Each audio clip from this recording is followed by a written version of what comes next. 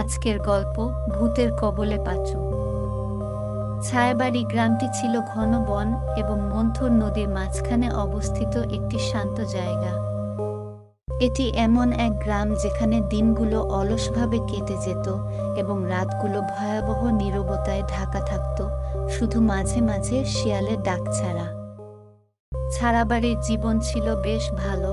পাঁচু আসার দিন পর্যন্ত পাঁচু ছিল 12 বছরের রোগা ছিপছিপে গড়নের একটা ছেলে। এলোমেলো চুল এবং চোখ দুটো মুখের তুলনায় অনেক বড়। সে খালি পায়ে গ্রামে ঘুরত, তার ছেঁড়া গামছা এক কাঁধের উপর থাকত এবং চোখে একটা অস্থির ভাব। গ্রামবাসীরা তাকে তৎক্ষণাৎ লক্ষ্য করল, কারণ তাকে কাছের কোনো পরিবারের সদস্য বলে তারা চিনতে পারল না। পাঁচু তার মাথা দ্রুত ঝাঁকুনি দিয়ে নাড়ালো, যেন সে এমন কিছু কণ্ঠস্বর শুনছে যা অন্য কেউ শুনতে পাচ্ছে না। তুমি কে ছেলে? তুমি কোথা থেকে এসেছো? পাঁচুর পথ আটকে দিয়ে গ্রামের প্রধান গোপাল কাকা তাকে জিজ্ঞাসা করল। পাঁচু মাথাটা একপাশে হেলিয়ে হেসে বলল, বাতাস আমাকে যেখান থেকে নিয়ে এসেছে, আমি সেখান থেকেই আসছি।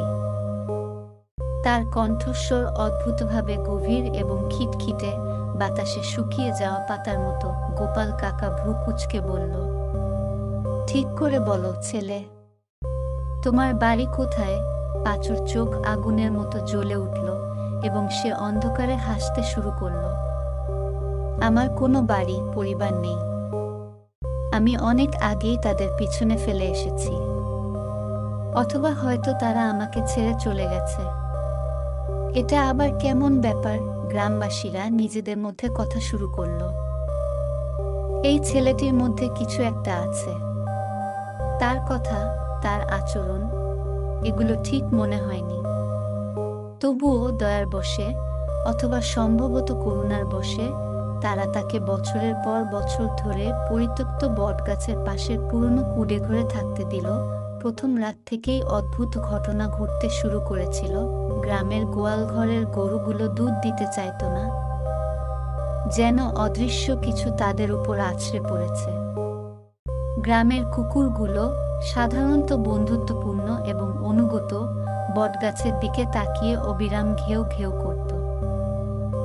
আর তারপর কথা বলা বলি শুরু হলো। অন্ধকার রাতে গ্রামে মৃদু শীতল গুঞ্জন, এমন শব্দ যা কেউ বুঝতে পারত না, তবে পাঁচু পুরোপুরি স্বাচ্ছন্দ্য বোধ করছিল। সে গ্রামের মধ্য দিয়ে হেঁটে যেত, হাসি মুখে সকলের সাথে কথা বলতো। সে নদীর ধারে বসে জলে পাথর ছুঁড়ে মারত, নিজের মনে কথা বলতো, অথবা অদৃশ্য কারো সাথে। গ্রামের ছেলেমেয়েরা তাকে এড়িয়ে যেত, এমনকি সবচেয়ে সাহসী প্রাপ্তবয়স্করাও তার থেকে দূরত্ব বজায় রাখত। গ্রামের সেবিকা পারুল দিদি প্রথম কিছু অদ্ভুত পাঁচুর মধ্যে আঁচ করেছিল। এক সন্ধ্যায় গ্রামবাসীরা যখন বট গাছের নিচে জড়ো হয়েছিল, তখন সে বলল, তার ভেতরে অন্য কিছুর আত্মা আছে। গ্রামবাসীরা ভীত দৃষ্টিতে তাকিয়ে রইল। তারা আগেও এ গল্প শুনেছিল, কিন্তু তারা নিজেরা কখনো এর মুখোমুখি হয়নি। আমরা কি করব? গোপাল কাকাকে জিজ্ঞেস করলেন, সাথে তার কণ্ঠ কাঁপছিল। পারুল দিদি সামনে ঝুঁকে বললেন, তার কণ্ঠস্বর আস্তে হয়ে এলো, আমাদের অবশ্যই একটি শুদ্ধিকরণ অনুষ্ঠান করতে হবে, কিন্তু এটা সহজ হবে না। তার ভেতরের আত্মা শক্তিশালী। লড়াই না করে এটি চলে যাবে না। গ্রামবাসীরা পরের দিন সন্ধ্যায় পাঁচুর মুখোমুখি হওয়ার সিদ্ধান্ত নেয়, কিন্তু যখন তারা তার কুড়ে ঘরে পৌঁছায়, তখন তারা তাকে মাটিতে পা বেঁধে বসে থাকতে দেখে, জ্বলন্ত তেলের প্রদীপের চারপাশে। তার ছায়া দেয়ালে অস্বাভাবিকভাবে দীর্ঘায়িত, মোচড় দিয়ে সাপের মতো কাঁপছে। তোমরা আমার জন্য এসেছো? পাঁচু উপরের দিকে না তাকিয়ে বলল। তার কণ্ঠস্বর শান্ত, আমরা তোমাকে সাহায্য করতে চাই পাঁচু। গোপাল কাকা তোতলাতে লাগলেন, যদিও তার হাত কাঁপছিল। আমাকে সাহায্য করো। পাঁচু অবশেষে উপরের দিকে তাকালো, তার চোখে অস্বাভাবিকতা লক্ষ্য করা গেল।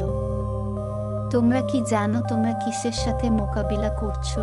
কেউ উত্তর দেওয়ার আগেই পাঁচুর শরীর কেঁপে উঠল এবং সে কুঁড়ে ঘরে প্রতিধ্বনিত এক শীতল হাসি হাসি হেসে উঠল। যখন সে আবার কথা বলল, তখন তার কণ্ঠস্বর ছিল ভিন্ন, একটা তার নিজস্ব আওয়াজ না, অন্য কারো। তোমরা কি মনে করো তোমরা আমাকে এই দেহ থেকে মুক্ত করতে পারবে? বোকা মানুষ। পাঁচু আমাকে আমন্ত্রণ জানিয়েছিল। সে আমার থেকে ক্ষমতা চেয়েছিল। পাঁচু এখন আমার। গ্রামবাসীরা স্তব্ধ হয়ে গেল, ভয় তাদের হৃদয়কে আঁকড়ে ধরল। পাঁচু, অথবা তার ভেতরে যা কিছু ছিল, উঠে দাঁড়ালো। তার ছোট দেহ থাকা সত্ত্বেও সবার থেকে উঁচু হয়ে উঠল। বাতিগুলো জ্বলে উঠল, আর বাতাস ঠান্ডা হয়ে গেল। কিন্তু পারুল দিদি এগিয়ে এলেন, তার হাতে এক বাটিতে পবিত্র জল এবং এক বান্ডিল নিম পাতা। এই ছেলের দেহ ছেড়ে দাও, সে আদেশ দিল, তার কণ্ঠস্বর স্থির। এখানে তোমার কোনো স্থান নেই। আচার শুরু হলো।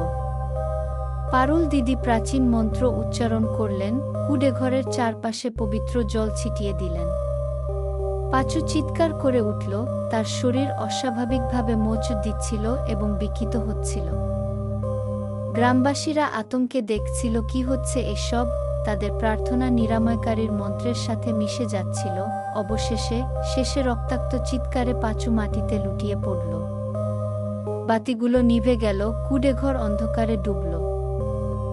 যখন তারা আবার বাতি জ্বালালো, পাঁচু নিশ্চল শুয়ে রইল, তার মুখ ফ্যাকাশে কিন্তু শান্ত।